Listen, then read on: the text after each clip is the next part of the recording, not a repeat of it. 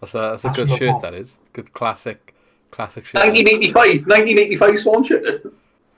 Wonder what a classic Liverpool shirt's going to look like in a couple of years when they reformed in 2021. That's the Merseyside Reds. A proper Pez.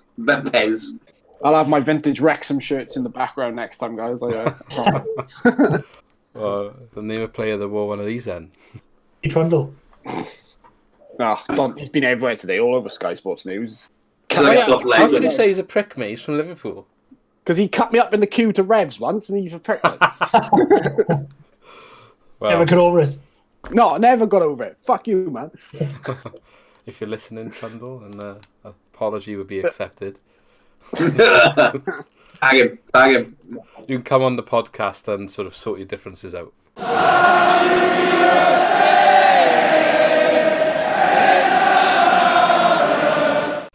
Okay, welcome back to Swans Cast, everyone. So we're going to do a bit of a special podcast today. So there's been a bit of drama in the football world this week, so we're just going to sort of give our 2 pence on it. Our thoughts and feelings as Swansea fans, as football fans, and we've got a Liverpool fan with us today as well. So welcome in, Ashley. Also got Lee and Nicky. Nicky making, is he his second appearance or third now? That's my third one, mate. Third. I feel like I qualify for a t-shirt now. Yeah, well, we'll have to get one out to you. And a tote bag to go with it. Yes, definitely. Anyway, so yeah, the Super League, the big talking point this week. Before we get into the nitty-gritty of what it actually is, we'll do a bit of an overview on it. But initial thoughts when the news broke then, lads? Like, how did you feel when you first saw the headline? It was on Sunday, wasn't it? I was in the car, I was driving, and they were talking about it on Talk Sport. I just thought it was we were just talking about it again because they spoke about it before, haven't they? Yeah. I thought they were just chatting about it again, and the rumours were coming back. So I didn't actually take it seriously until sort of like Sunday night, and later on when everything just exploded, and I was like, "Oh shit, it's actually happening!" and started to panic. Yeah, I think I messaged in the group tonight, and Ali, who's not here now, was like, "What are you on about? There was rumours about that ages ago," and I was like, "Mate, look at the news." I thought it was a joke, to be honest with you, the first time I heard it. It's just something you never would think about, isn't it? Yeah. You know what I mean? But obviously with the Premier League going on and things like that. But like, it's a crazy sort of like initiative, isn't it? Yeah. What did you think of that, Ash, as a Liverpool fan? Well, it was comical at first, the fact that Spurs were classed as big six, but there you go. I like, well, you know, give him a chance. Likely, I didn't think it was much. I thought it was just a rehash of the headlines from previously, but then obviously my Twitter and other groups that I'm involved in just blew up then, because obviously Liverpool had agreed to enter. So, yeah, and that's when I started reading the news and seeing it trickle through, and pretty angry, to be honest, more than anything, because it's just crap, isn't it? So it's no ifs or buts, that's what it is. Yeah, that's why I was like quite keen to get you involved on this one, being someone like, we're obviously looking at it from a football perspective, and it would mean, if it went ahead, it would mean certain things for like Swansea as a club, but it would mean something completely different for you as a fan of Liverpool who would be directly involved in it. So I think when we're talking about it through the video, we'll just give two good different sort of takes on how it would affect everyone and how they love watching the game, I guess, and if it would actually have an impact on whether you keep supporting the teams or have you. So anyway, just as an outline then, and you can chip in whenever, guys, on this to see if I miss any facts out, because we haven't really got a script for this. We're just going to sort of go with what we know, talk about our feelings and stuff like that. But the basis of it then, from what I understood, this was kind of like a replacement or I would say a replacement for the Champions League for these clubs. Yeah, they're not happy with how UEFA is going with the Champions League and some of the issues around that. So they just wanted the best of the best in a league, made up of 20 teams. The 12 clubs that announced they were involved would have been the founding clubs. So these were Chelsea, Man City, Man United, Arsenal, Liverpool, Tottenham, Real Madrid, Barcelona, Atletico Madrid, Juventus, AC Milan and Inter Milan. So they were the 12 founding clubs. They said there was a further 3 that would have been joining them as permanent clubs. And yeah, then it was 5 places for qualification, was it? I think they offered it to PSG, Dortmund, and Bayern, didn't they? And they were going to be the other three, but they said no.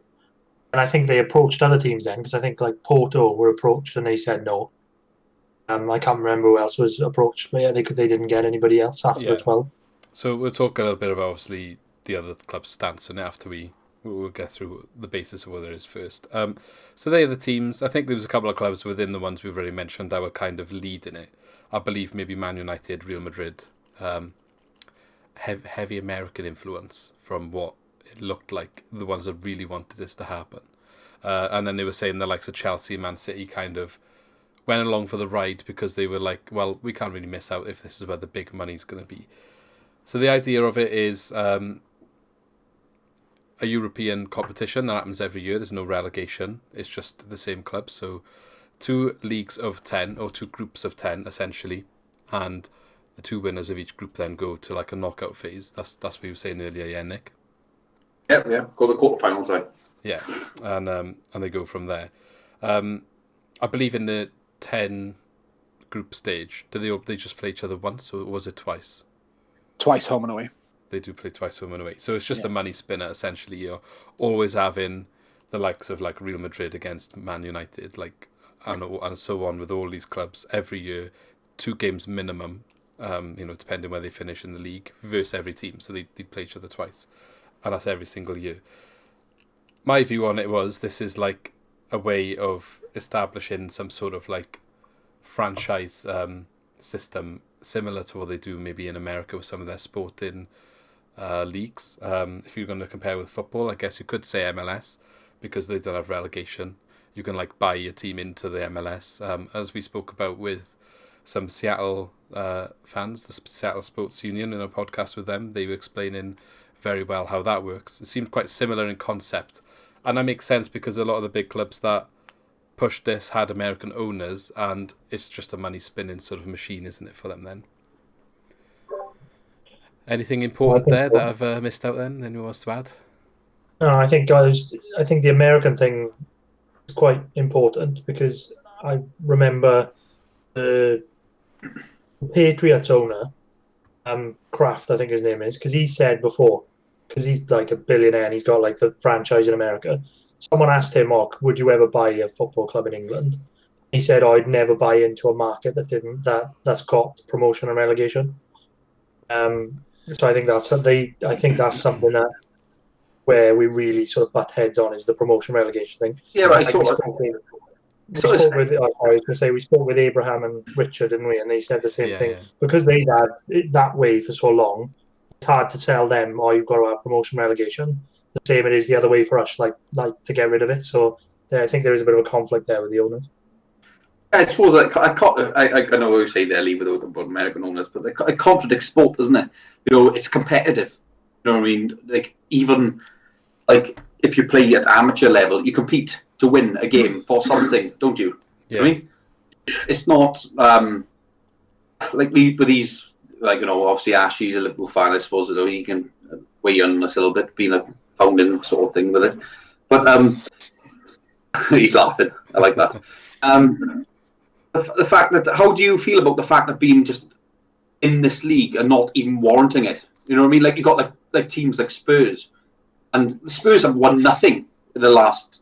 Arsenal are the same. They've won nothing in the last sort of like insignificance for the last 10 years. Yeah. You know what I mean? Well, the Spurs even longer, probably 30 years. I think they won like a League Cup back in like 2008, maybe something like that.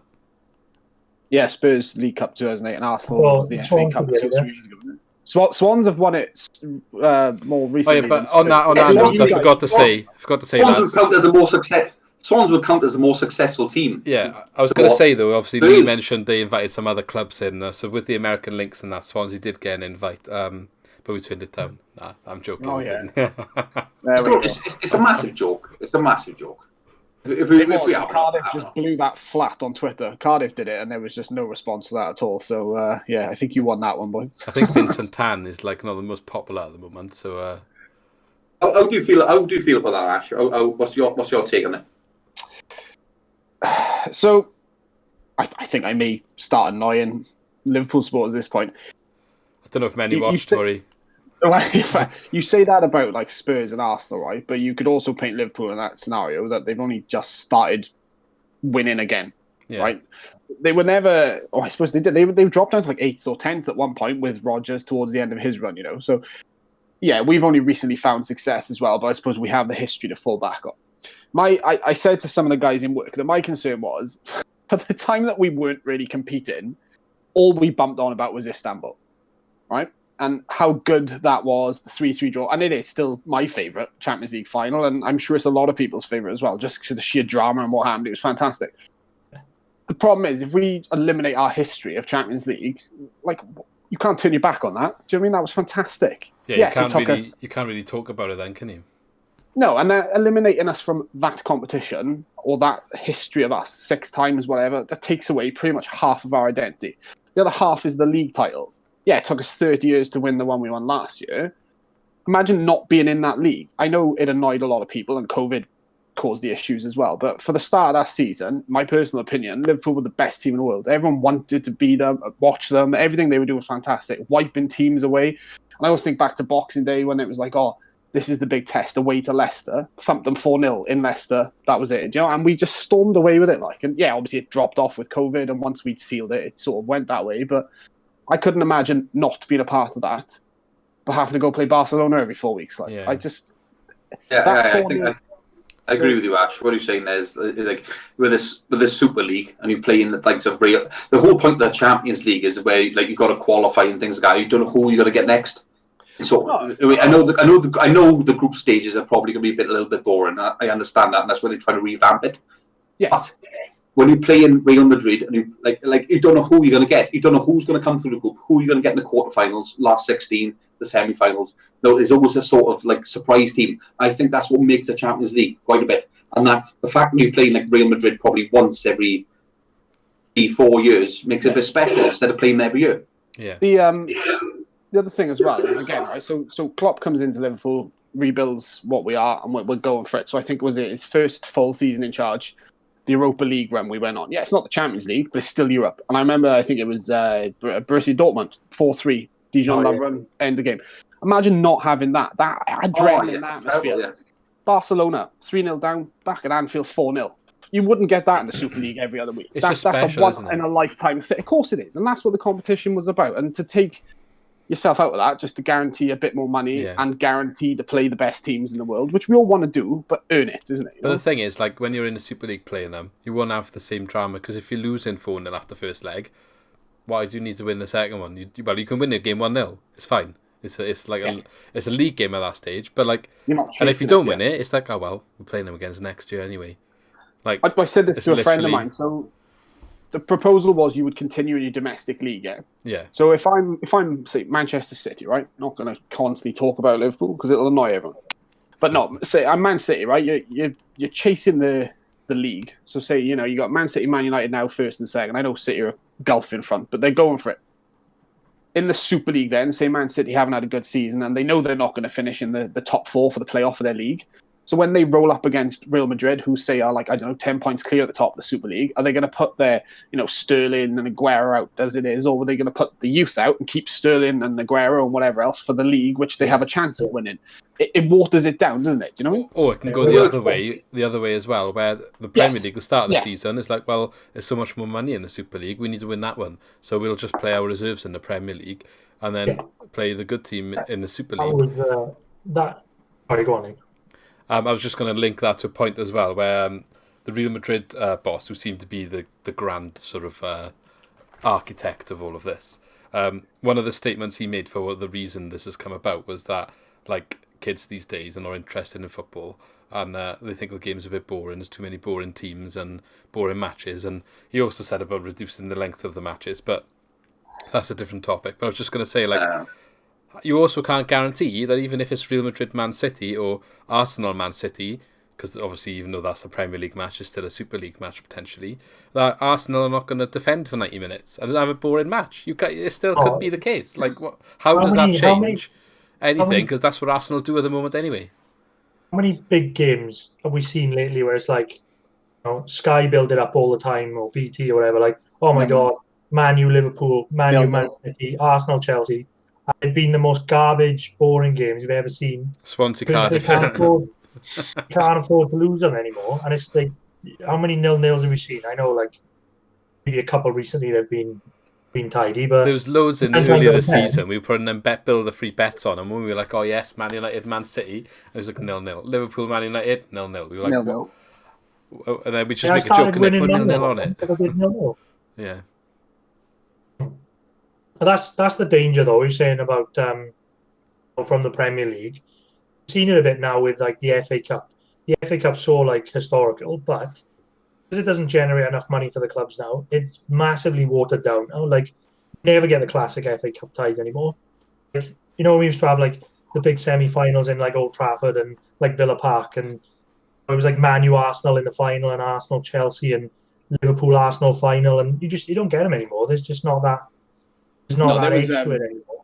There was a game, I think it was 2 or 3 seasons ago, where it was Liverpool Arsenal, and I think it finished like 5-4 on penalties in the end after finishing 4-4 after extra time. And it was like a really great game to watch, but no one watched it because none of the first team played. It was all reserves and stuff. So I think that's that would have been the danger, because I think that would have filtered down into the Premier League then, because the Super League would have probably given more money the higher they finish. Yeah, probably would have generated like more any money. So then, structure would do that anyway, isn't it? The higher you finish, the more you get. So yeah, I think it was. I just think to myself, like personally as well, like you said earlier about the Super League, and maybe if like Man City and like Real Madrid, for example, say they go for the top spot, and you say you play Burnley on a Saturday, okay, and they got the week after on the Tuesday or Wednesday they got Real Madrid, Man City. Say how much is that? And Man City will probably play a weekend team against Burnley, go for the league and things like that. How much does that devalue the league? The league competition, it devalues it massively. I mean, like your domestic league is like going back like years ago as well, like in the 90s and all that. Well, since we've had the league system sort of thing. Like, you win the league. That's the most important thing. You know what I mean? And European competition comes afterwards. Yeah, but that's. You know what I mean? That's something that's probably why such a difference with the Real Madrid president, isn't it? That's why he was sort of pushing it, because Premier League is probably the most competitive league. Whether it's people say it's the best league or whatever, it's definitely more competitive. The thing is, you say about like now, if teams have got a Champions League game on Tuesday and they've got, I don't know, even like say West Brom now in the bottom 3 away on Saturday. Teams like Liverpool and Chelsea can't afford to drop too many players against West Brom away. Oh, we've all said this. Yeah. You lose the game. Every game in the Premier League is a bit of a slippery slope. You don't see it so much in other leagues in Europe, like Juventus and like, I don't know, Barca and Real Madrid. And they don't lose the teams at the bottom, do they? They never, like, hardly ever. Well, Real Madrid and Barca have made a good ash of that this year, but it's not really normal. Yeah, but that comes down to their other underlying problems, which might be one of the big reasons for this all coming about as well. The financial trouble a lot of these big clubs have got themselves into in the purely because of that. It's purely because of that. Yeah. It's all financial. It's massively financial. It's just all about gain. What bewilders me more than anything is the fact that all these people that own these clubs have absolutely millions, and it's just so greedy. It's just unbelievably greedy. And like you think about the fans, like during midweek, you got other competitions that we play during the week in this league as well. Especially you got the Carabao Cup and you've got the FA Cup, and then like obviously, well, I don't know if you'll be playing in the Champions League because the Super League may take over that. But how do you expect fans to go to these games? It's impossible. Well, they're not going to go, are they? That's the point. The owners don't care about the actual fans of these clubs. They don't want those fans. They're not like the fans that they're trying to market their brand to. They want the sort of tourist fans. They want to go and play these matches in a massive stadium in America, in China, in like Hong Kong, in whatever, and they want to fill it with people like that just go and pay £100 a ticket. They take their kids their £100 a ticket as well. They go to like the shop, they buy the t-shirt, the shirts. They'll get one each. Spend all that money in one go. They get a program. Whereas like the normal season ticket holder, you're not going to do that. You're not going to spend all that money every time you go. That's not sustainable, surely. It's not sustainable. I think how many people in the world would still watch these matches. It's not the core fans of the clubs, but it's the ones that watch from afar overseas. But it's like having a business, isn't it? And sort of like when you've got a business, you sort of look after the people who sort of come to your business all the time, don't you? You know what I mean? Yeah. You sort of look after them and they keep coming back and keep coming back. That's how you look after a business. You grow it like that. You know what I mean? But like if you just spend and say if you went to America and somebody spent, like you said there, £100 on this, and you know, like it doesn't mean next time we come they're gonna go. We've seen them. Yeah. Don't need to see them again. It's the same as the NFL, isn't it? Like you've got the NFL teams operate in such a wide area. Like you haven't really got your local team in some cases, so it's an event to go and see them. But that's kind of what they want, and you can kind of see it in some of the pre-season friendly tournaments they put on, because you could say that's kind of like a tester now when you look back at it. The little mini leagues they do. La Liga wanted to take games over into Spain, if I remember, 2 or 3 seasons ago. Anyway, that's something they wanted to do. So you can say it's the American owners, but I think it's just as much the Spanish as well, because it's obviously something they've been looking at. And again, from a Spanish point of view, I think it's greed, but I think it's also to generate more money for themselves because of the underperformance of the Spanish teams in the Champions League. So it was to guarantee themselves that, because, like you said, this year, there was a point where Barca and Real weren't even in the top. They were like 4. mid-table, both of them. Yeah. I mean, they've both clawed it back a little bit now, but yeah, there was a point where it was they may not be European football. And again, as much as I hate the idea of the Super League, I could understand why Liverpool were looking at it, because we were 6th. Spurs were, 8th? Arsenal 10th. So I could see why they were looking at it to guarantee themselves. But as wrong as that is, because even Klopp has come out and said that, hasn't he? You know, it was wrong. I can see why. I can see why they were looking at it as for sort of financial view, but it's an absolute disgrace. If you look at it objectively, it's an absolute disgrace. It's an absolute disgrace. Absolute disgrace. Yeah. I think that was that's what I struggled with most, because I can understand it from a business point of view.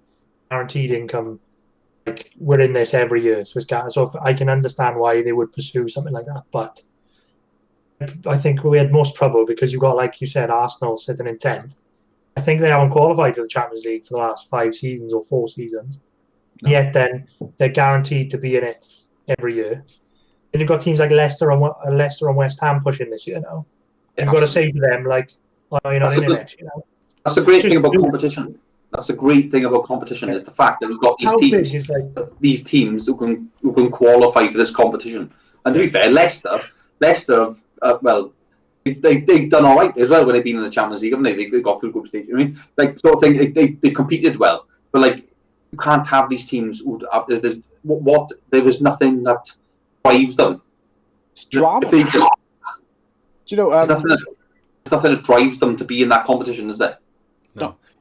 You say about West Ham now potentially do it. It was a few years ago. It was a good few years ago now because we're getting old boys. But Fulham had a run in the Europa League where they went all the way to the final. That was absolutely fantastic. That was. I mean, beat Juventus in the semi-finals.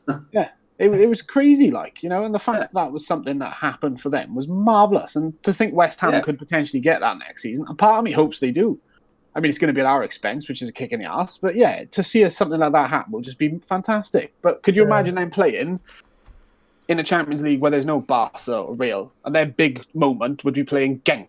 Like, do you know what I mean? It's just crazy to think. What are you saying there, actually? That's the thing. That Fulham Juventus tie and things like that. Oh, like when Middlesbrough got to the final a few years ago.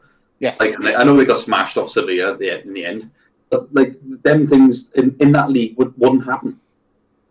No. Just us playing Napoli as well. I know Napoli weren't in it, but for us, it's the whole thing. It's the whole spirit of competition. Yeah, you need it. You win it. Like this, when you win, there's consequences. When you lose, there's consequences. That's the whole point of competition. How big is our top 4 thing as well? That would just burn through that, and that'd be gone. If you look at the league now, like relegation is almost sewn up. The league is almost sewn up, so it's over.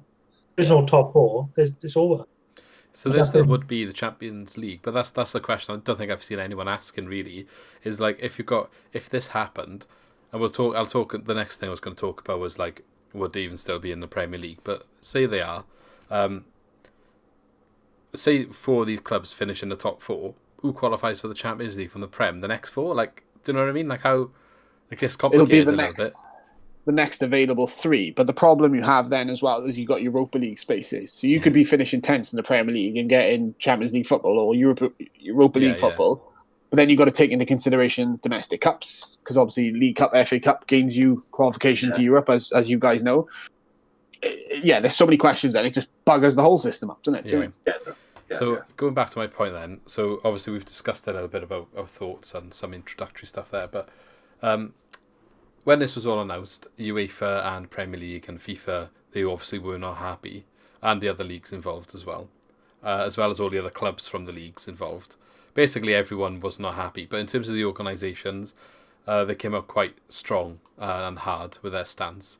How much of that they would have kept to in the long run if this continued, who knows? But basically, I think UEFA said, like, if you go into this league, you will not be able to play in your domestic league, you will not be able to play in a Champions League, and your players will not be able to play international football.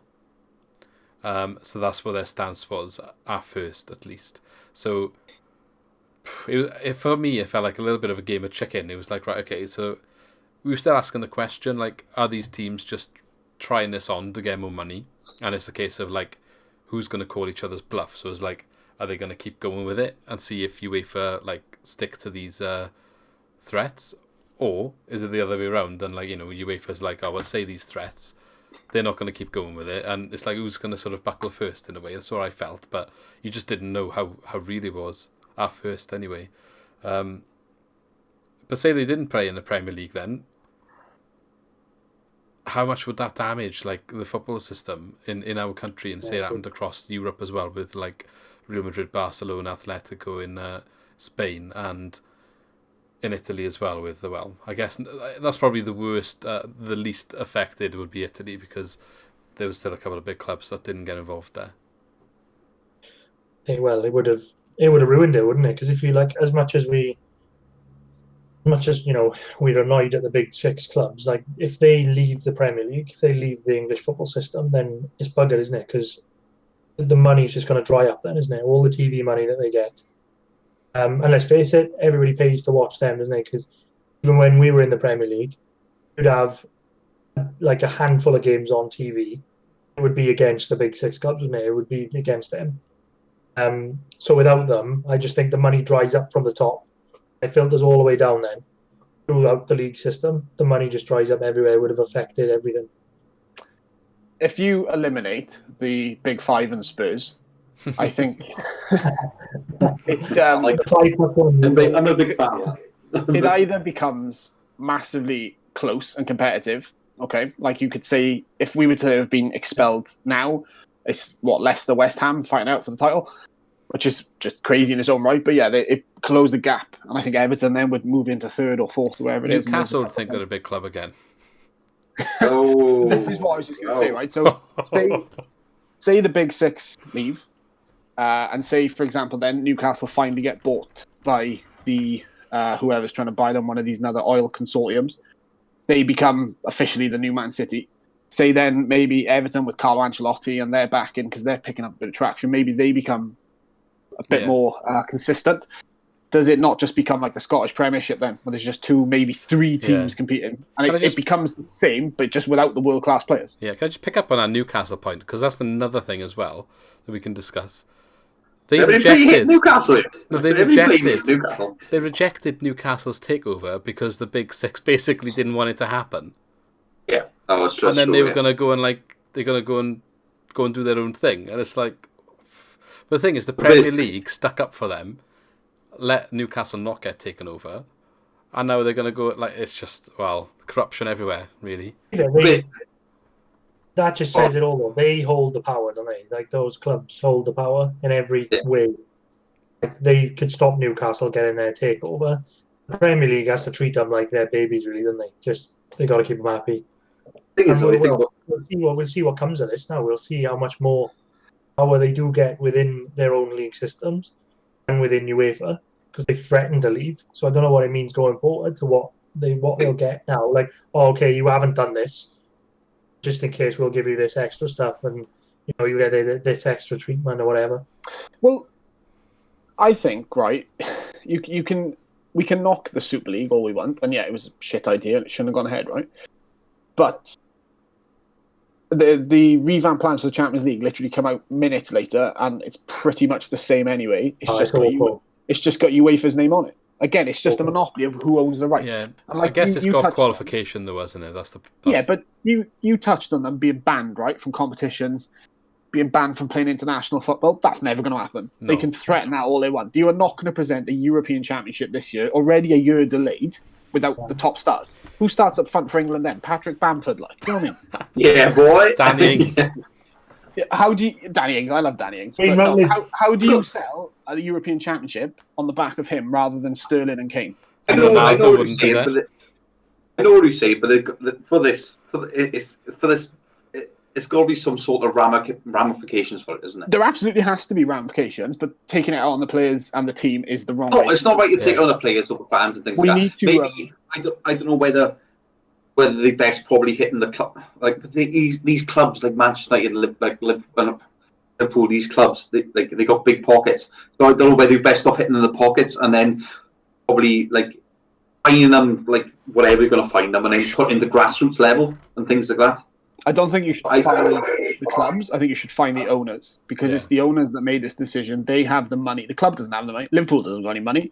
Man City and Chelsea have got limited money. Do you know what I mean? Fine to them is nothing, and it won't affect them. I think if you're going to find them, it has to go into grassroots. Of course, yeah. Well, I read somewhere they were going to dock them 20 points each. I'm pretty sure if they did that, Man City is still top of the league anyway. So yeah, but that could put Arsenal and Spurs in trouble. That could. Yeah, but it does. At the other end of the table, it makes no difference. City is still like 3-4 points clear, whatever it is. So it was irrelevant. I think we need to implement. I'm not sure what the name of it is. I've read it in the news and whatever else has come. I think we need to implement what is it? Germany that do the 51%. Yeah, I was going to say. Yeah, the fans. Yeah. Just say, but if you take 20 points off Arsenal, again relegated, I would take that. What about Spurs? Do they get relegated? Because no one wants them around. They would be in the same place as Burnley, so like 6 points clear. But Arsenal will be in there. The reason why people want Spurs wrong is because Gareth Bale, and we biased as well. So the issue I've got with it though is it's quite interesting because Steve Parish came on the other night, didn't he, on the Monday Night Football? He was saying that UEFA in the Champions League money, part of the money goes to like teams on past performance. Oh yeah, I saw that on historical results, like maybe even Spurs for their like recent sort of couple of years in the Champions League. Obviously, Real Madrid, Barca, whatever. They still get money off UEFA for that, just for previous performance, and they want more now. They're like, we want more. Like, so I don't get it. I think the revamp was similar as well, wasn't it? It was going to give places to teams based on past performances. I believe that was discussed as well. It's the same right scenario. I know we're going well off topic now, but again, it's all about money in sport, man. Formula One. Ferrari get a random off payment off the head of Formula One just because of their like history. Because they're Ferrari. They get more money than anyone else just because they're red. Like, do you know what I mean? That's ridiculous. So like they basically get the same amount of money as Mercedes, who win the championship, even though Ferrari come like third, but they get the same amount of money. They came fifth last year, didn't they? Or fourth? Yeah, last year. I think I saw the year before the stats from that. But shocking, isn't it? It's they definitely need to, I think you're right. Going back to that 50+1 rule in Germany is really good. When you look at it, all the German clubs batted it away straight away. Yeah. Isn't it that no one like outside company can own more than 49% of the club? 49%, They'd always be outvoted by like the member fans on their ownership. I do think, from the German point of view, right, call me maybe looking at the outside in, they said no. If this was approved and going ahead and there were still 4 spaces left, would they have changed their mind? The teams that didn't agree to it, because otherwise, whatever's left of the Champions League, they would just dominate.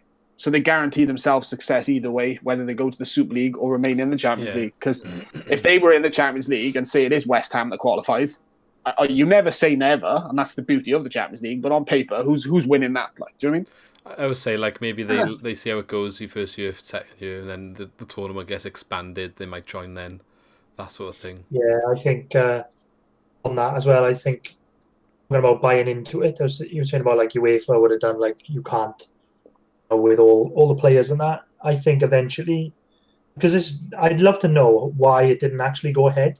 Because I kept thinking there were no sanctions that would go ahead if they did just say, yeah, we're doing it. Because, like you said, UEFA couldn't have banned the players from international and stuff because that just wouldn't have happened because they wouldn't get the money of their tournaments in, the Euros and FIFA with the World Cup.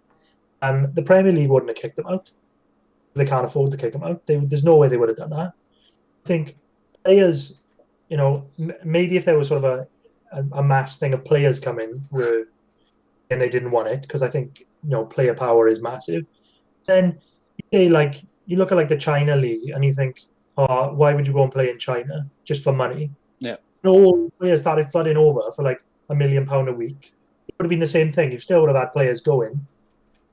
I don't know exactly what it was that stopped it. Well, they reckon it was all the protests, like the Chelsea game.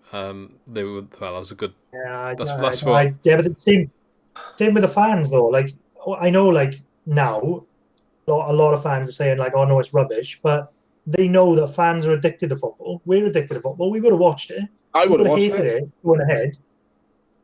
Oh, I think we would have. We would have watched it. Sky probably would have broadcast it. Hadn't he? I would have watched it. Yeah, Sky would have it on. Guy Neville be doing commentary, mate, if they bought it. I'm telling you. Yeah. Sky would have been queuing up for the rights. And BT, it would have. So I really don't know what stopped it. They know they had fans. They know they have fans addicted because there's no way. It'd be hard. I know obviously it's difficult for you being a Liverpool fan, but I always think if the Swans were involved in something like that, it'd be hard to get away from the Swans, wouldn't it? It'd be hard to just be oh, I'm not following them anymore. Yeah. That would be. Yeah, but that's the club you support, I suppose, since you get it. But like you were saying about Bayern Munich dominating the Champions League, maybe. Well, you got teams like PSG who didn't take it up. I'm surprised at that. Fair play. Right? PSG, right? So PSG, you look at likes of, obviously they got some big players. They've got Kylian Mbappe, and they've got who's probably, well, I definitely think he's probably best player in the world at the minute. Second best behind James. He's probably up there in the top two for you, Ash. He's one of the best players in the world, right? And Neymar, he is an incredible footballer, but he does himself a bit of an injustice, I suppose. But you got PSG. They never took it up, so they will be that sort of, and they refused. They say they refused to sell their players to any Super League club. Yeah, they were going to. And the players themselves, the players come out and said they would sign new contracts for PSG. So you got that sort of competition as well, haven't you? You say players, and I think that answers your question, Lee. I think it was the players that stopped it going ahead. I know Captain Jordan Henderson started his meeting, and then all the players started revolt. Past players, former players, social media. I think it was the players. If the players refuse to play, you don't have a league, do you? Simple as. So yeah, I think no, you don't. No. It must have been now. Like we said, player power is massive. So I think maybe it was Jordan Henderson's captain meeting because all the English clubs have pulled out. None of the other teams have pulled out yet, have they? But all the English clubs have pulled out. So the current situation. I was going to go into this next. So I believe Chelsea was the first ones to say they were going to pull out, but Man City actually pulled out first. Basically, because Chelsea were playing just the ins and outs of what they needed to do to actually file the paperwork that was required to pull out. They basically both pulled out the first clubs. And then all the other English clubs started following suit. There was all the murmuring saying that, well, Chelsea and Man City didn't want to be in it in the first place, trying to be like, well, it wasn't us, we would just go in because everyone else was going. Make it that way you will. Everyone's kicking off at Daniel Levy, wasn't he? Obviously, Mourinho got sacked. Everyone's like, well, was that linked? Was Mourinho refusing to train the players? Who knows? They're saying it was down to results again. You've got a tinfoil hat on or not. I'm tighter than an arsehole. Yeah, so all these clubs then, all the English clubs pulled out. I think, was it Man U? No, was it? Who was the last one? Liverpool was the last one.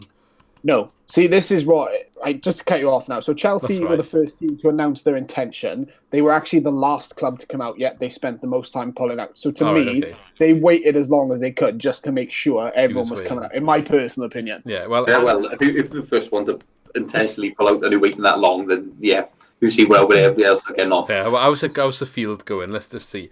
But yeah, basically they all started putting out apologies. It's a lot of shit that what they've all saying. No, they haven't all apologised yet, have they?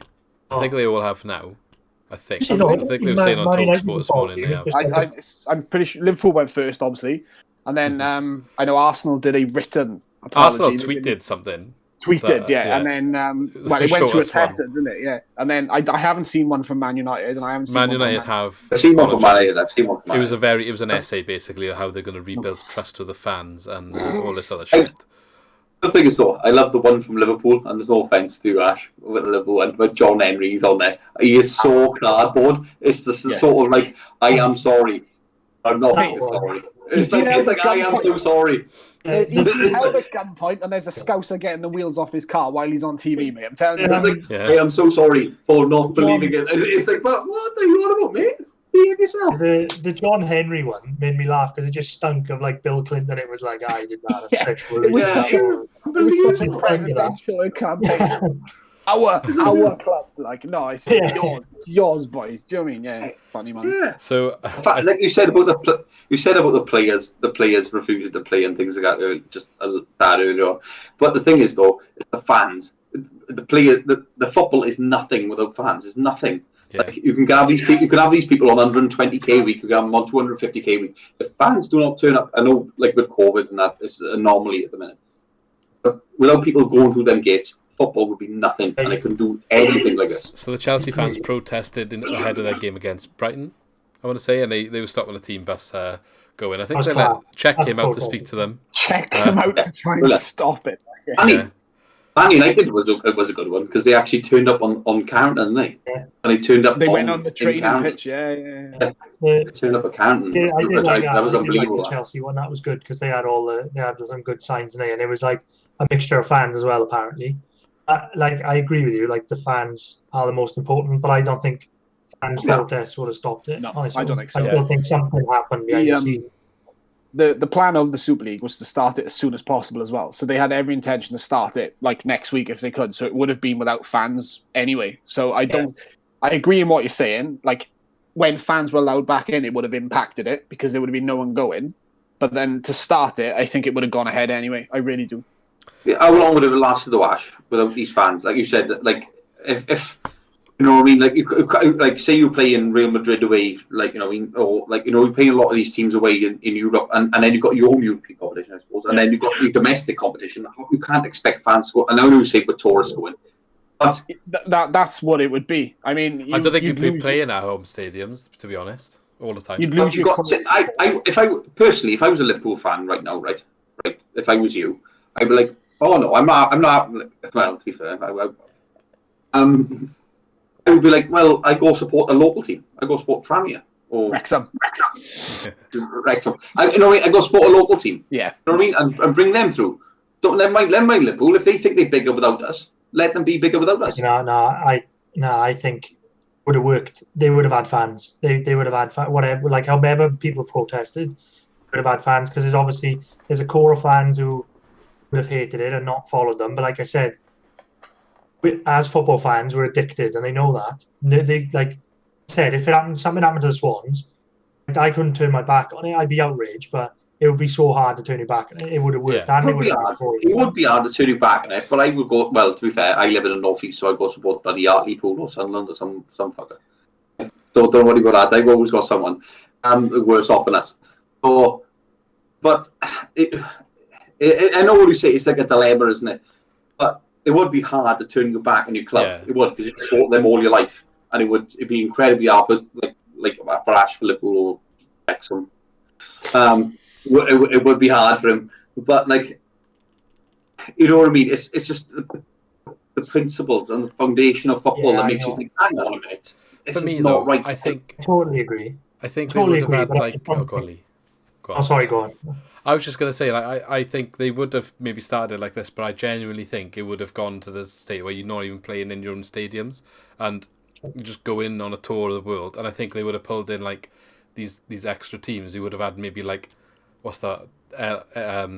Inter Miami, potentially like David Beckham's team, and someone from like, I don't know, South America, someone from like one of the Asian leagues that's a big team, and I think that's what it would have turned into, the Super League, because I believe in the actual statement from the Super League, not the clubs necessarily, but the actual like Super League themselves did not refer to it as the European Super League.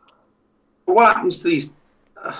It's the away games. So infuriated by the fact that you can't travel all the time. You cannot afford to travel to all these games. This is what I'm saying. I think the fans. This is what I'm saying about like the fans, and the fans have no power. No. I don't think that alone would have stopped it. The fans have no power. It might have been like outrage at first, but then there would have been a core set of fans that would go to games, like a core set of, I don't know, Man United fans going to the game, and you may have like. Thinking of like when Thatcher did the mining strikes, and like some of the miners were going to work and they were all like pelting the buses, wasn't it? Yeah. It would have been like that. There would have been a core fans go into the game amidst the protests, and I just think the fans have no power. So I'd love to know what to stop it. We're going into politics now. The mines were never lasting, mate, because of health and safety. But anyway, health and safety, we're never going to be mining anyway. Love health and safety, in Ash. Oh well, you know me. If the league had gone ahead, to answer your question, I think it would have stayed.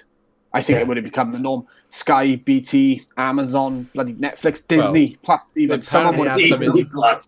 I heard they had something, or they were going to make their own. Have you heard of DAZN, which were like the fights? Yeah. They were apparently on board to do pay. It was all going to be pay per view, so it wasn't like. No, it wouldn't have been like you pay for Sky subscription, you get it. You pay for every match individually. That's what it generates more money, and people would do it. So just to nip this right where it is now, right? So effectively, the league was being funded by an American bank, right? Yeah. And it was the American owners and the Spanish that have created this idea. Obviously, we touched on it in other podcasts I've done with you when it's been about the rugby, right? So the Pro 14 rugby league, right? Owned by an American bank now. They're funding it. 2 conferences, teams, playoffs, final. Same structure. Exact same thing would happen in the Super League. So it's very much an American thing. Americans, if you watch on YouTube and stuff, they're very much taken into our culture now, aren't they? Like football and rugby. There's all these videos of people reacting to different things and soccer, as they call it. So, yeah, there's very much a market for it out there. So I think, like you said, Luke, eventually it would have been a tour, like the Harlem Globetrotters type thing. I think from what Lee's saying, though, is right, in the fact that you'd still have supporters following it on the basis that, like you guys, for example, say Swans were involved in a Super League, you'd still watch it and follow them because you wouldn't be able to put your content out if you didn't. Yeah. And there's a lot of people We'd also probably get more views if they were in the Super League as well, so... you've got, like, Red Men TV for Liverpool. They'd have no... audience or any, they'd have no content. Arsenal TV is hilarious for everybody that isn't an Arsenal supporter. Imagine not having that. That's bonkers, isn't it? Do you know what I mean? And then, if like, what would the Spurs supporters buy? They couldn't buy a DVD when they finish 8th, then, could they? Do you know what I mean?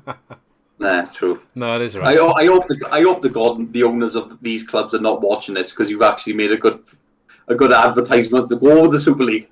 So this is the thing. I don't know why it stopped, because I just kept thinking all the things that were coming out. Oh, this would happen. This would happen. This would happen. I was thinking this is going to happen. Well, let's elaborate on that point, Lee, because obviously I touched on the clubs that left. Not long after Man United pulled out, Woodward resigned. Yeah. So right. People are asking the question when people start pulling out, like, was this just a big plan to get more money? They've all come out, but then when you get like him resigning, surely he thought it was going to happen. He doesn't resign if he didn't think it's going to happen. It's not. It wasn't his decision, though, was it? Because he apparently now he's come out and said that he resigned because he disagreed with the Super League. Oh, of course he said that. Yeah. That carnival of events, it's just so much like. If he knew, if he was like, if it was never going to happen, it was a way for them to all get more money, he would have known that and he wouldn't have resigned, even if he was on board or not. He would have known it was all a big, like, well, they're just trying to get more money. So there clearly must have been merit to it. So obviously something did stop it. Going further, though, in terms of who's actually left now, I believe Inter Milan and Atletico Madrid were the first 2 of the non-English clubs that pulled out. They pulled out yesterday. The others follow suit, other than Real Madrid and Barcelona. When I was driving home from work probably Barabbas 4 earlier on. They were the only two still left officially not pulled out, okay? Real Madrid are not going to pull out, I wouldn't have thought, because their president is the one that is like the head of it all. He has come out and said today that the project is not finished, it is just on standby. And I've just been reading now that they are now under threat of being kicked out of the Champions League for next season because of that stance. How much that means or not, but it's easier to kick out one, isn't it? Good idea, then. I tell you what, right, the thing is, though, right, with these clubs and things like that, right, it would be like we talk about the ramifications things. Kick them out. Yeah. Do it. It's just not as easy as that, though, is it? I know it's big bollocks to do it, like, and things. The thing is, though, the entry of these clubs like Real Madrid and Manchester United and these Liverpool and Atletico Madrid, like, obviously of recent things, but like, kick them out. It shows you that you won't do it again. I think, I can't see him doing it. Just because the money the clubs bring in. There's no money if you kick them out. Yeah, you cost yourself money if you kick them out. It's not. It's not. That's why I don't think these sanctions would have stopped it. Because I think these clubs. I saw an interesting. I can't remember who it was. I was listening to someone. They said, I think these clubs genuinely expected it to happen because someone said, like, oh, I think they might have got rid of Mourinho at Spurs, ready to bring someone new in for the Super League. For the Super League. It was like, so I think they got rid of him. Yeah, it's a weird time to sack a manager. They were going to bring someone else in then to start this Super League. Like a week before final. That was it, because he's got a massive payoff, hasn't he? Because Mourinho's got a massive payoff. So they're expecting this Super League money to come in. So they've got rid of him, pay him off because they got all this money coming in. And then they were going to bring in someone new. And now for their first cup final in however long, and they've put a 29-year-old in charge who's done a couple of coaching years. Like, that's crazy. Now. Yeah, Jose Mourinho as well. As many people who don't like him for whatever stance he has, obviously tactical-wise, he always seems to get a big result in a big game, doesn't he? Yeah. You know what I mean? That is the type of game against Man City where he could win that game. I disagree. You not think he could win that game? Oh no, Spurs are going to bottle it. They always do. That's why I'm. That's all Spurs stands. But he is the type of person who if they could bring in as a manager, I know they haven't had the best of season Spurs. He is the type of manager who go in there. He showed early in the season when they played Man City, like he could be the manager who goes in there and get a result from that game. Yeah. He could have done it. I think he could have done it. It would have been a very defensive display, and it would have just depended if Man City could break them down. And it could have. It's a cup final, so anything could happen. Yeah. But I think they would have. Well, I know they won against Southampton, and now everyone is like, oh, maybe now they've got more of a chance. But I think they would have had more of a chance under Mourinho. No. Yeah, I definitely agree. Although, I mean, he's playing Bale and stuff now, so I guess you could have a moment of magic, but that's kind of what you're open for at this point. Yeah. Anyway, that was a weird situation, really. A lot of weird stuff has happened this week. If they did get kicked out of the Premier League, that would have been a very interesting scenario. So you've got 6 slots there. You've got the 3 relegation teams, potentially 9. I would assume they wouldn't have relegated the 3, and then you just pull the 6 up. We might have gone up if that was the case, but obviously that's probably not going to happen. But something along those lines then, because the Super League we've already discussed now is kind of like dead, for now at least. Just before we move on, all right. I don't think it's dead. That's why I said for now. No. For now, I think more's going to come out about it. Yeah, I wonder if what made them pull out was just leave it for now. Leave it for now. Give us another year or two, and then it's a laying issue, isn't it? It's always going to sort of be there. They're going to revisit it at some point. I know we'll go on to that. If Real Madrid win the Champions League this year, I think it'll put it down for a little bit longer because he'll be quite happy with that because he's obviously one of the major driving points behind it. And they got no money as well. If they get knocked out in the semi, which I expect Chelsea to do them, to be honest, I would think that he's going to push hard to bring it in sooner. I think it'll also depend on performance in the Euros. If Spain have a bad Euros, I think he's going to push hard for that. And then, obviously, say if England don't do well in the Euros, I could see the English clubs going, oh, maybe we do, even though it's not so much the English contingent. But yeah, I think that will play a factor in it because they'll want consistently high competition. Because if you're playing those teams every week for your whole season, especially if you're expelled from other leagues, that when it comes to international competitions, because as we said, we'd never kick the players out, then it's just basically your Euros becomes the Champions League, doesn't it? Because you're playing them all the time anyway. That's a good question, though, Ash. Genuine now. Like, I know what you're saying. They would never kick them players out. Like, what if they did? What if they did? What if the international boards turned around and went, right, say like Tottenham, so good, I know you say the answer to that question is, and there'd be a new international tournament, and then you'd be having like a second England team that's run by these money men, and then it's just a complete mess. Okay, would have like Harry Kane and Raheem Sterling and these sort of players getting banned? They went not playing. What would happen? So first of all, the Euros are coming up this year, right? It's not just football fans who are invested. You'll have general audiences watching as well because it's a big competition. Yeah, it is. Yeah. Your kids may be finding football for the first time, and I know we did it when we were still working together, Lee. We went and bought the sticker book, and we went through it. Oh my god! Kids will be... I still got a pile of them. I need to trade with people if anyone's got for like the South Africa World Cup. That's the one, South Africa. Yeah. But kids will do that because they'll know certain faces because they're on the cover of FIFA and stuff. If we take them out of the game, they don't know. You're eliminating someone they're going to gravitate towards. Yeah, I always think of Egypt with Salah. If you take Salah at that Egypt team, who are they gravitating towards? Miyazaki. Yeah, but you know what I mean. The second point to that, then, as Welsh boys, I think it was 9 Welsh players wouldn't be eligible for the Euros. If that's we'd be screwed, mate. We'd be playing like League. We'd be sending League One into the Euros. So yeah, this is what I mean. Smaller nations such as Wales, you haven't got a hope. Yeah. I think we worked it out on paper. Out of the home nations, the only country that wouldn't be that hard done by, I think, was Scotland. So if this did happen, Scotland would probably win the Euros. I just think sometimes with these sort of things, like with this, sometimes you get these things where people just bite their nose to spite their face. You know what I mean? They'll just go, right, okay, we are going to suffer, but you are suffering with us. So they just go. There would have been a lot. So they may just go. We're going to ban them. All right, it'll affect us, like, you know what I mean? But we're going to bite our nose to spite our face. I would have been interested. You just don't know which way it's going to go, do you? No. You don't know which way it's going to go. But like, if it did go that way, I don't know. I think it's darts. They basically got two. Well, they did. I think one of them might have gone under in the last year or two. They had like 2 tours, didn't they? Like going concurrently. Like they're all darts, but these guys have these competitions. These guys have these competitions. It probably would have been something like that, like where there's 2 different football worlds, essentially. Yeah, I think it's just worth asking a question. Like obviously, like I did, what would they do if they did ban them? You just don't know, do you? No. I suppose. Well, that would have ruined football then, wouldn't it? But I think, like you said, with all those players going to that tournament, all the sponsors. But the thing is, though, will the players go, like, hang on, we're not going to be able to play international football, and you think, nah. You know what I mean? Like the player power you were talking about earlier.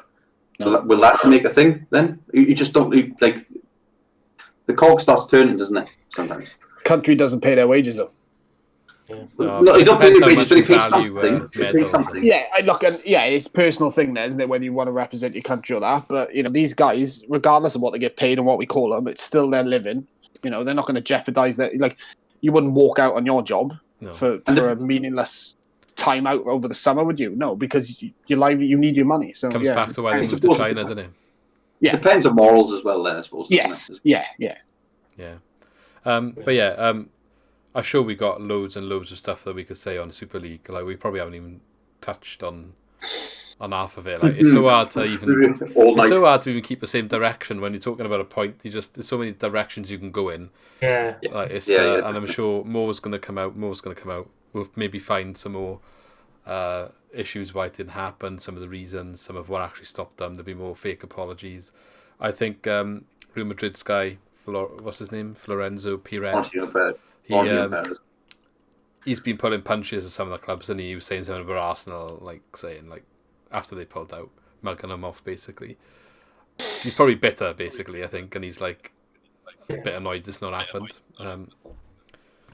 But it seems like it's in response to this, and I don't know how legit any of this is at the moment because none of the big news sources are really talking about it. However, TalkSport have been talking about it all day, so I guess that's, you'd argue, is some form of legit. It looks like they are at least considering, or at least looking at some ways that they could change the Premier League, because apparently everyone thinks that needs to have a change. It's gone a bit stale. Maybe that's part of the reason these clubs are looking at Super League. Can we make something happen that eases them a little bit, makes it better, makes it more exciting? So the proposal essentially was they reduced Premier League to 18 teams. And they reckon everyone's on board with that because they've all been kicking off about how many games they all play, all this, that, the other. So they think all the managers will be on board with that. The other thing then is bringing Glasgow Rangers and Celtic into the league. Because they go massive. They are big clubs, I guess, and they think that it's a lot of following there. They're bringing in a lot of fans to come spend more money, I guess, and more money because of TV rights for them. Also, then they think the Scottish League would like that because it gives all the other clubs that never win anything a chance to actually win something. So this is where this has apparently got merit. However, this is also apparently backed by FIFA, UEFA, and UK government. I'm sure more will come out on this in the coming days. That this news has just broken today, and I'm sure a lot of people that will watch this video have seen bits of it. Okay, but my questions to this is: how the hell do you implement that? How the hell do you bring the two Scottish teams in whilst also cutting 2 teams out of the league with your normal 3 relegation? So how many teams are you getting rid of to make room for that? And how do you tell the extra relegated teams, you have also now got to go down, even though you didn't finish bad, you finished like 15th, but because we need to bring in Celtic and Rangers, you have to go, mate. We first addressed the whole Scottish League thing with Rangers and Celtic. So Celtic and Rangers bring in the money for the Scottish League, yes? Yeah. Can we all agree on that collectively? Yeah. So what happens to the Scottish League? Yeah, I think I agree with you on that. Like TalkSport were talking about this earlier, and so there's people calling in, Celtic and Rangers fans calling in, and they were saying it does, obviously we bring the money in or whatever, but I think all the fans would prefer to actually be competitive than they would to actually have money. And it was and the TalkSport guys were like, well, hang on now, because they wouldn't. The standard of the league's already crap, and you're just asking for the standard of the league to go even worse. But it's exactly the same logic. All this. You bring league. You take them big clubs out of a league to put them in another league. Yeah, you've done the exact same in Scotland. What we were going to do over the same logic, isn't it? But there's no money left. They were going to change the name to the British Super League or something. The British League. Where do Rangers and Celtic go when they're relegated? Because they would get relegated.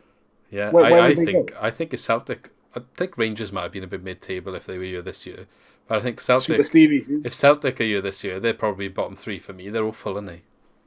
Yeah, I think because of the money they got, money they would generate, they would become good. I think they probably would become good, but they've got to survive that first few years. You say, how can you implement them in the Premier League? You can't, because you've got these teams from the Championship. So say you put them in the Premier League, then you've got Championship teams who finish top of the league and go, well, I should be in the Premier because we're fighting for the Premier League, right? Then you go down to League One, and they'd be like, well, we're fighting for the Championships, so they should be putting it our league. And then you go down and you go down. The only way you can do it, and the only way you can implement it, is if you start at the bottom. You need to start at the bottom.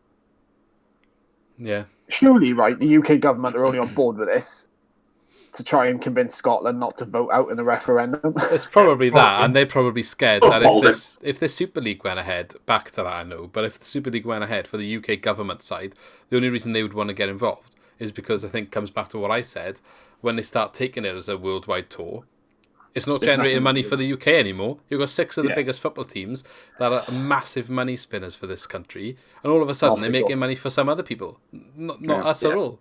So I think that's the only reason the UK government really wants to get involved now and would actually stop it, and they probably now thinking, okay, we need to do something to make sure this doesn't happen again. Don't get me wrong. They had the option, the Scottish teams. When the Welsh teams went into the league, the Scottish team had the same opportunity. They didn't take it up. They've seen Scotland, and that's their tough luck now. You can't. Don't get me wrong. Rangers and Celtic, they massively supported clubs as well. They are. You've got to admit it. Around the world as well, you get some big supporters of them clubs. You can't just implement them and put them in the Premier League. It just can't be done. If you are Rangers and Celtic, would you want to leave there as well? You're guaranteed pretty much sharing the league every other year. Why would you want to leave? Apparently, most of them do. I get it's more competition. I guess it's boring, though, isn't it? It's probably been less boring for Rangers lately, but Celtic, like... And trumped every week by Burnley or something. You know what I mean? Because I tell you what, Swans would give them a game. Well, we did in the pre-season friendly one year. Yeah, we did, to be fair. I'd like to see them. I don't know how. There's no fair way of doing it.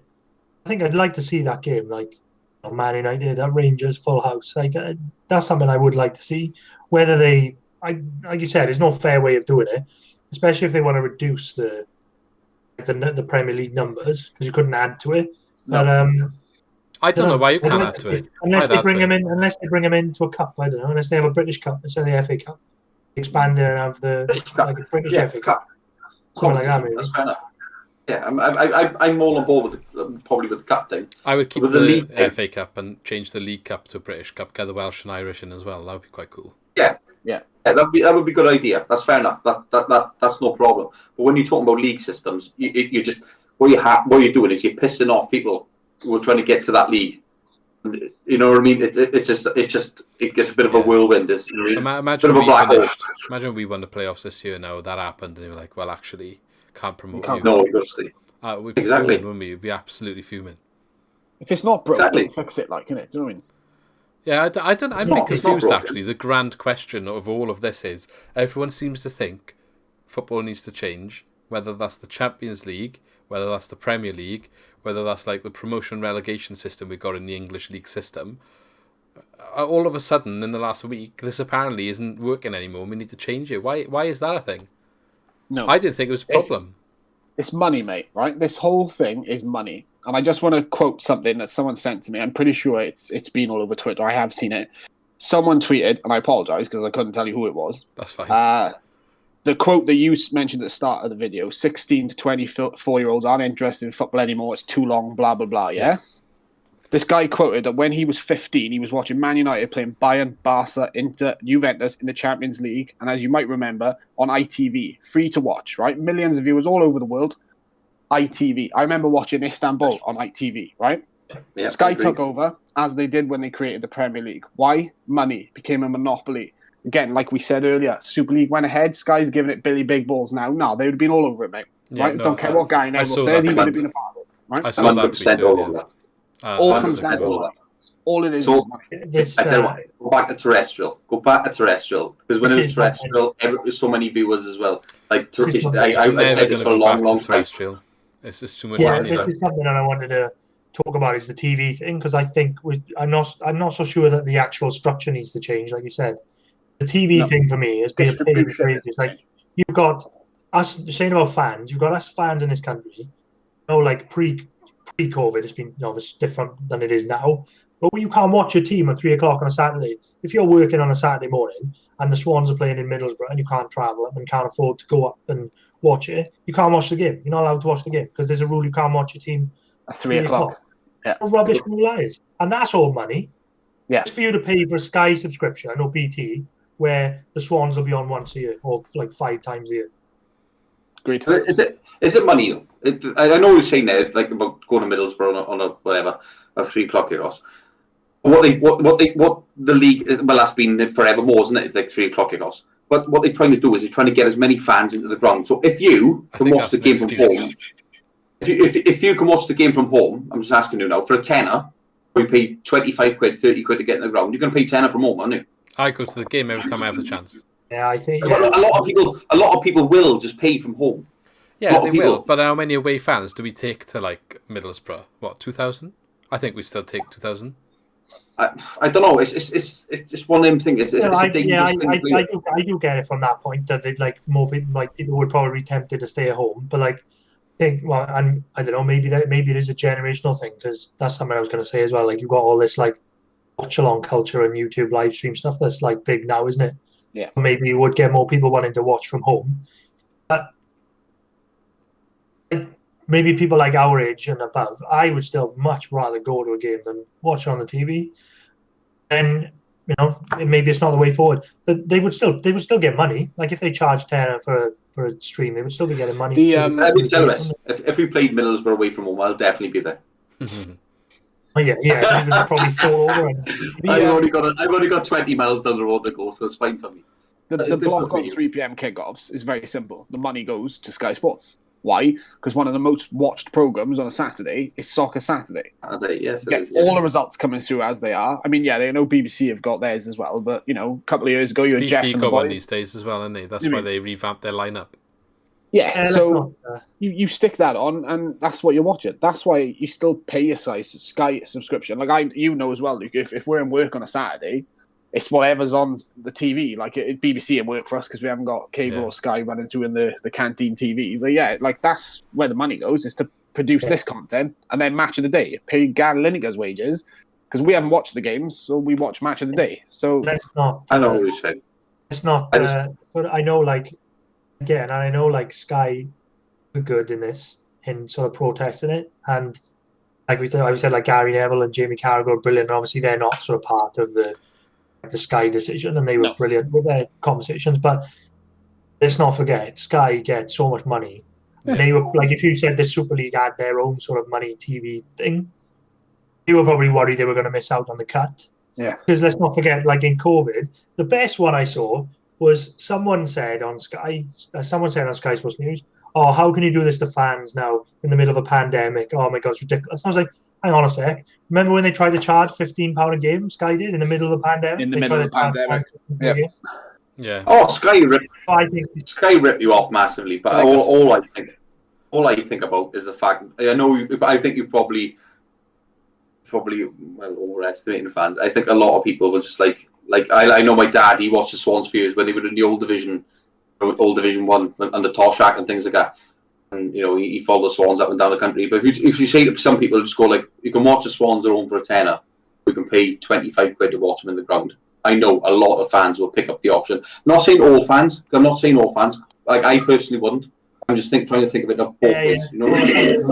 I'm just saying a lot of fans would just pick up and just score. Well, I'm not paying £25 to go for it. Yeah, you still get good followings on the TV matches, but when we're on TV, we still get near enough good crowd. In the Prem, I'm basing this mainly on Championship's different. Some of them are a lot further. There's a lot more. They're not always sellouts for the away games, but in the Prem, I think pretty much all the time we would take mostly the full cut, and I think it would be the same. Maybe not in the Championship. You're right, though.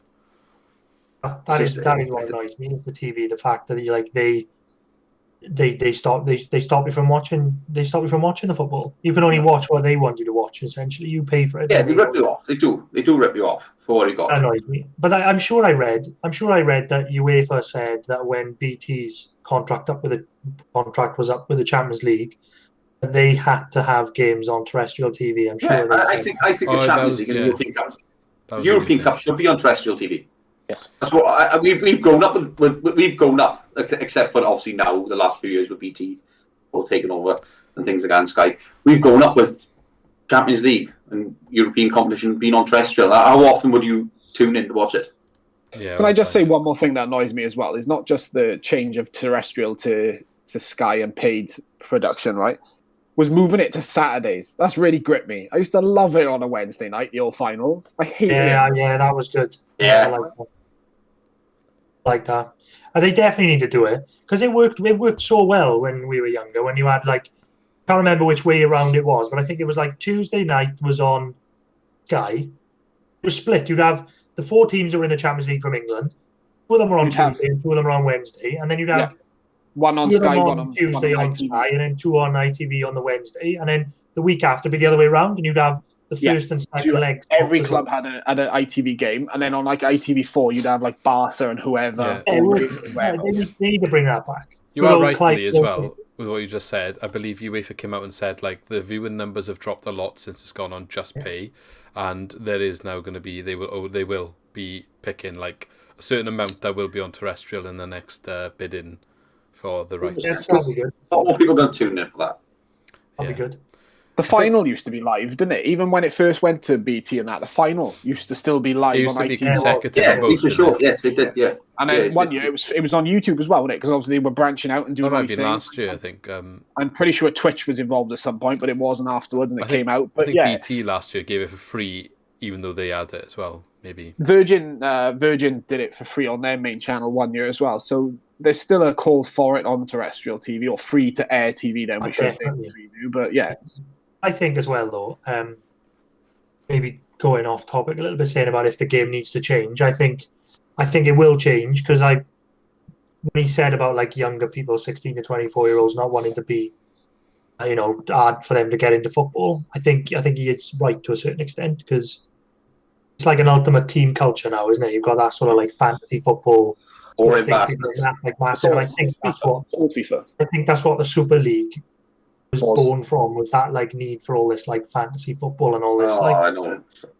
And but you see it now. You see it now in boxing. Like YouTubers are fighting now, and they get millions and millions of followers. All the like die-hard boxing people are saying like, "Oh, this is ridiculous. How can you have like celebrities going in?" Sorry, I'm going to stop you there. I'm going to stop you there, right? When's your fight? My fight. Mate, come on, we can invest in the channeling. Man, you got to do it. Call someone out. No, do it right now. Go on, call someone out. Call Benjamin Bloom out right now. I'll knock you out. I'm calling Nicky out. We'll have a fight on YouTube live next week, lads. But they are bringing massive numbers and massive money. So I think something's going to happen. Yeah. I tell you what, the thing is with the boxers, right? I know we've gone a bit off topic here, we are, but then boxers, they get boxers like Jake Paul and all that malarkey, right? They couldn't. Would you call them? They couldn't fight their way out of a paper bag, could they? Really. That fight the other day was such a fix. Like that guy was there for a payday. He just punched the face out $500,000. If they fought a real boxer, right, they get knocked out in about 5 seconds. Good night. Yeah, but that's how they hook you in. That's how exactly. Don't buy it. Don't buy it. People feel pressure to buy these things. Do not buy it, man. Yeah, all these people got massive following on like YouTube and stuff. I don't get it personally, but maybe we're just showing. I think you've asked me the same question in 10 years. I reckon you've got your own YouTube channel saying, "Come on, Nick, we'll have a fucking rock town Wine Street Saturday night 10 o'clock." These content creators, though, in that sense, like streamers and everything, as Luke might know, they're the new celebrities. They're the new thing, aren't they? So I look forward to seeing Luke on Dancing with the Stars next year. But until then, they're everywhere. Well, ask us the same question in like 5-10 years. We'll see if you give the same answer. We're going to still be in work, Luke. Don't worry, mate. Yeah.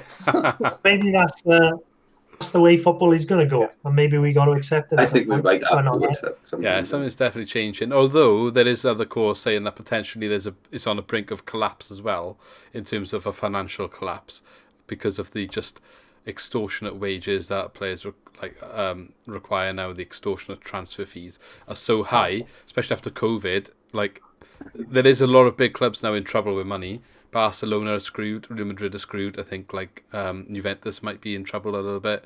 Some of the British clubs are in debt. Like they just bought new stadiums. If you look at Spurs, I'm not saying they're necessarily going to go under or anything, but they're not going to buy the players. That's going to filter down. It's just going to be some sort of like financial sort of collapse, and that's why they're trying to bring in these wage budgets and stuff in it. That's something that definitely needs to happen. Is a wage cap. In like a salary cap, like they do in like NFL and stuff, that definitely needs to happen in football to bring those wages down because it's getting ridiculous. But Germany doing it. Germany have a wage cap. If you go to watch Bayern, everything in Germany is right. Everything in the football is right. If you go to watch Bayern Munich on a Saturday, you pay €20 for the ticket. Yeah, it's really cheap. Yeah. You pay €20 for a ticket instead of paying, like obviously Ash may know good watching Liverpool and things like that, but you're paying £40 for a ticket, £50 for a ticket. That's ridiculous amount of money. We at the end of the day, we make the football. They play for us. You know what I mean? We're the ones that pay for it. I think you're right. I think Arsenal they're the most expensive season ticket in Europe or something. It was like not now maybe because where they are, but at one point it was like a £1,700 just for league games. And what's that? It's just ridiculous, isn't it? Yeah, that goes everywhere though. Like one of the boys in work was telling me, like Swans, I think have been, and this might give them a bit more credit than what people have, but in terms of the season ticket structure for next year, they come out early. They've done some deal or whatever. I can't remember what it is to explain it here, but some people are criticising it. Some people thought it was happy. It benefits some people more than others, whatever. But when you compare that to some of the other clubs and what they're doing because of COVID, because of uncertainty. Cardiff haven't even announced prices yet for next season's season ticket. Or this was when I was talking about it last week with my mate. So basically, I think they were holding off because there was still a chance they could get into the playoffs. And he was saying essentially they would put the price up if they went up. But to be fair to Swansea, they don't do that, do they? They'll match it if we go up. They reduced the prices because what they did, they released the prices, and it was cheaper. Because I think they offered it like really cheap if you had like given them the money back for last season, or for this season. Sorry, for the season they're playing now. If you'd given them the money back for the season ticket back into the club, I think you would have had a season ticket next year for like 20 quid or something stupid like that, really cheap. And like me with my season ticket, I like took the money back. But then it was cheaper. It was a lot cheaper, and they released it really early. So I just renewed my season ticket with the money I had back for. So they pocketed nothing for the season tickets. Just once, to be fair to them, they probably lost money. To go back to what you're saying about salary cap, though, right? For the longest time now, we've heard about financial fair play, but I don't believe we've actually seen it. No, you're right. You are right.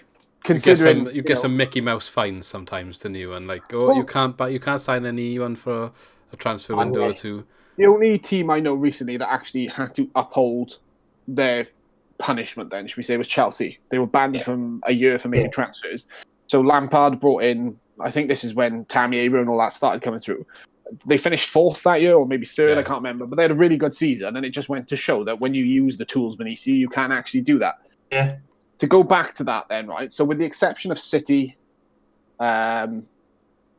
Chelsea definitely, Spurs maybe, Arsenal, United and Liverpool, I kind of understand them joining this league on the fear of being left behind, in a sense that they have unlimited funds. These teams don't. I know Man United are a big club, but yeah, they're in debt. They very much are. I imagine Liverpool are in some way. They're in equity. You know, the owner, they're used as leverage. I mean, we're quite savvy in a way that most of our transfers, I know we spent all this money on Van Dijk and Alisson, but that was all generated from the sale of Coutinho. And so much, you know, Brian Brewster went to you guys on loan, came back to us, sold him for 25 million. Yeah, it's good a goal. Yeah, but it's savvy business. We haven't lost money. We've you know, if we have spent, it's very little compared to everyone else. How much was he? Like Arsenal, 20? Yeah.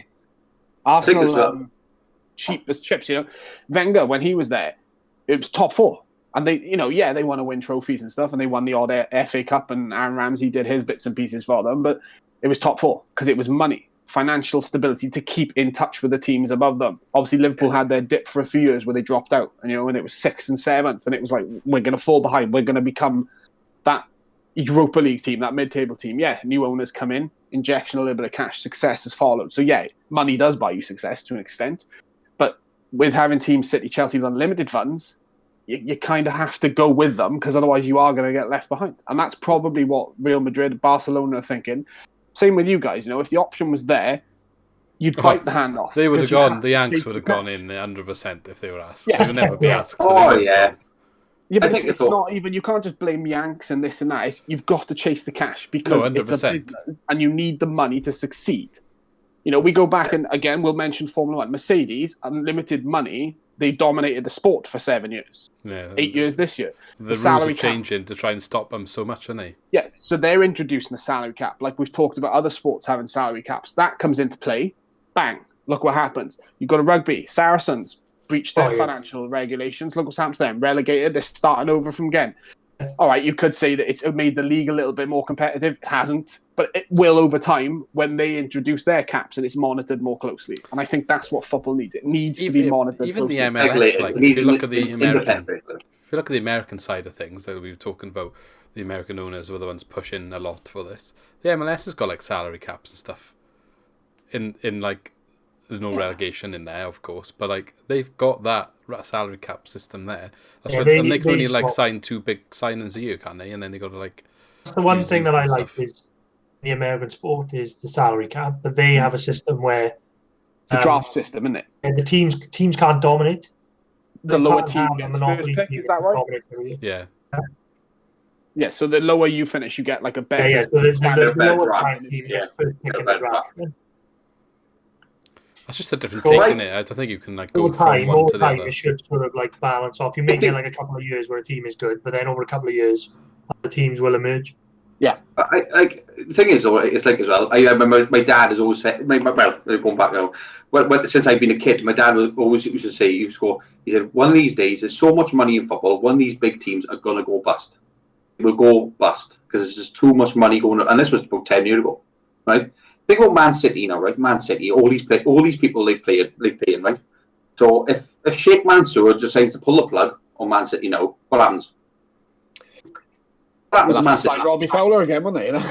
Exactly. That's what I mean. What happens to Man City? Conor McGregor will buy him. You just go. I tell you what, right? If Sheikh Mansour goes, I'm having none of this now. All the money he's got in the world, right? He could wipe his ass with a £50 note, could he? You know what I mean?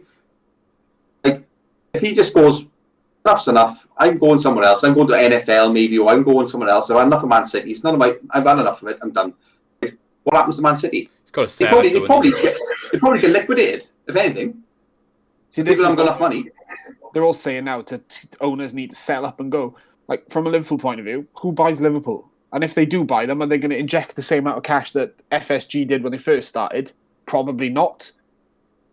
And then we'd go back to having to sell to make money and assets like Arsenal did. They sold Van Persie to make money, so on and so forth. You'd be signing Jimmy Traore, son. Do you know?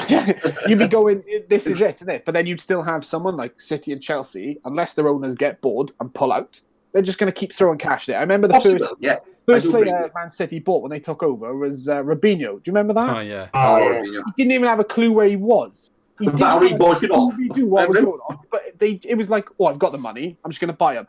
My thing with City, and I always think of when they bought Boney from you guys, they just bought him so no one else could have it. That's all that was. They had no intention on using him, but it was just to stop other teams from having him. Sinclair. And that's the issue, isn't it? Yeah, 100%. I agree with you. Just to register an English player, they bought Sinclair and Rodwell. Yeah, but I think most of them is to fill a quota, obviously, because we've got this thing where you have so many English people in the squad, haven't you? Yeah, that's what I mean. Like, they could have signed someone they're going to use, but they're like, we'll just chuck money. Then we don't them anyway. Just chuck them on the bench. Same with Fabian Delph, they said they're the same thing. I know he played a few games in the end, but they signed these English players just to fill a quota, take a box. Yeah, but remember, like, it's hard. I know what these big clubs say about the money. That's what they do. They just, whatever rule they bring in, they buy their way out of it. You say about the financial fair play, and Chelsea was the first with their transfer ban. Don't mess about the lower league like teams like Sheffield Wednesday and all that now, and Derby and that. They've all been like sanctioned with the financial fair play. There's no question about it. Points deductions. Yeah. Whatever's come with it. There's no messing about for them. No. No, like, I don't think they will put any sanctions on these top 6 clubs. But they should, because look at like teams like Bury now that went out of business. Bolton had a massive points deduction, and that's all based on activity of the owners. That's all because of the owners. So I know it's harsh to do it. Like, I know it affects the players then, doesn't it, with the points deductions and stuff. But it's got to be fair across the board, isn't it? What about this fair owner test or whatever the Premier League has in? They let all these people in, and now they nearly literally just screwed them over. They definitely. We go back to that again, like Ashley said earlier, and we said about German football. They need to go to that like 50+1 rule, so that the core ownership of all the football clubs in the country. How do they implement that now, though? Like, if they pass that law, how do you force everyone to reduce their ownership? How can you legally do that? You can't force people to sell their stakes in club, can you? It's hard. It's a difficult situation. Yeah. You say, why did they let them in? Simple. Money. Yeah. Press. Well, no, I know that's money. The reason. All it is. And the same thing now. As much as they probably are happy that these teams are staying now and that the Super League isn't going to happen yet, it's media attention. It's coverage. More people are glued to the product than ever. I've had people in work who couldn't have a clue what was going on in football. What's the Super League? Everyone knows about it now. It's brought eyes to the product again. Did you see that share prices of the club shot up as well? Yeah, this is it. You know, it's all cash, man. It's a cash flow, isn't it? It'd be the same as us in work. Like, if we didn't have a certain product that people wanted, they'd stop coming, but they'd complain about it on social media and everything else, and it would become a wild thing. It's exactly that, isn't it? That mug. Yeah. that was the one. Remember that? Anyway, we've talked a lot. It's been a while. So anything that we've missed out that any of you wants to sort of speak about before we wrap it up? I'm glad it's not happening. but it will happen. Yeah. That's my final take on it. Maybe not in this state, but in some form, something's gonna.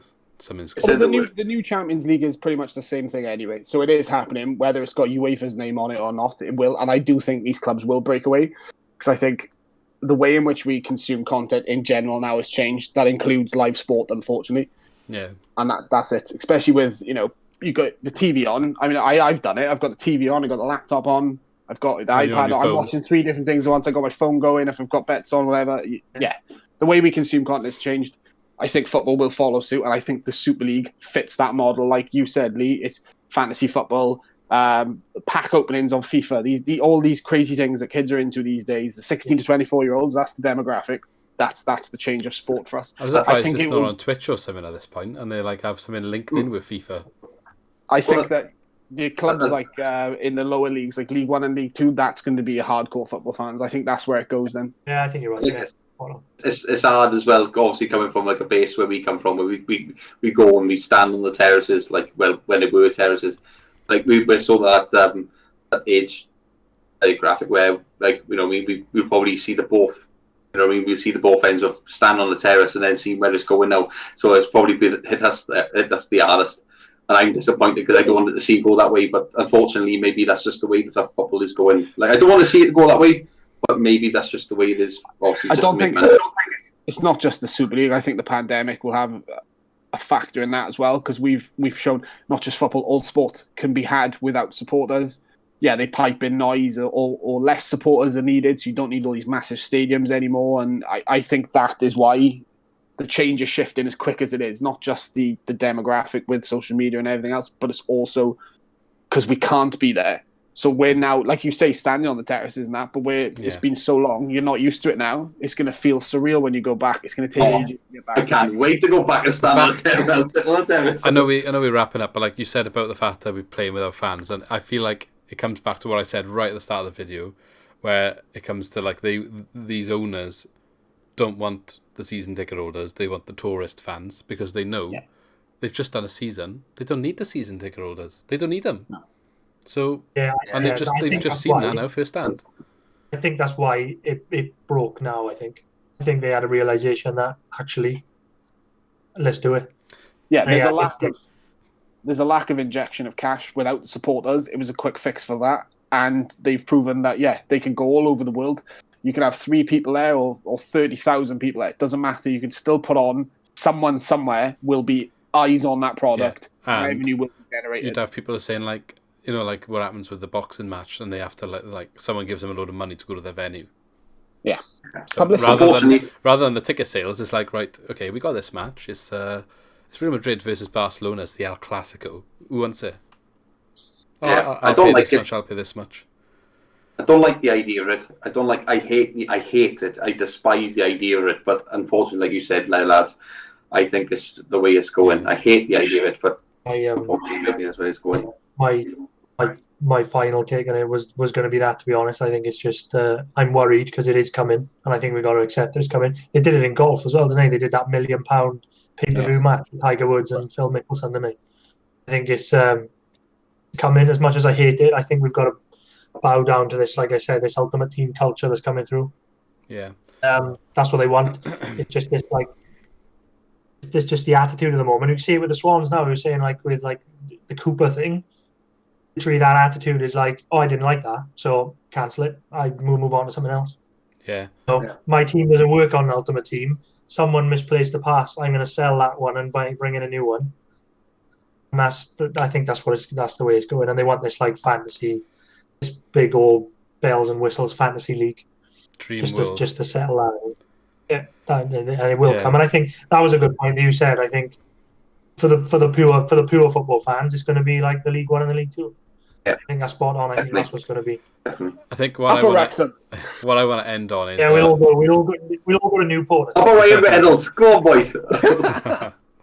What I want to end on is something that we haven't touched on, but I think it's something that's important to say. And how disgusted is it of these owners to announce something like this in the middle of the pandemic, where everyone's supposed to be supporting each other, helping each other through it, all this, that, the other, and all of a sudden they're like, you know what, we can make more money for ourselves and announce this right now. I just think it's such bad taste, and that's probably the most unforgivable thing for as well. Like for their fan bases, like how out of touch. It just shows how out of touch they all are. I think that's the thing. You've got these people, like you've got people who just like work in Joe's, like I mean, we've got to go to work and things like that. And you've got people, and they got mortgages to pay, they got kids to look after, and things like that. And you think about these people who've got more money under the sun than anything. Like especially like the owners of these big clubs. And you think people have got to pay their mortgage, man, and they thinking about themselves. It's incredible how bad. Some like a lot of humanity has come together during this time, but like things like that, it makes you think, wow. Doesn't it? That's it.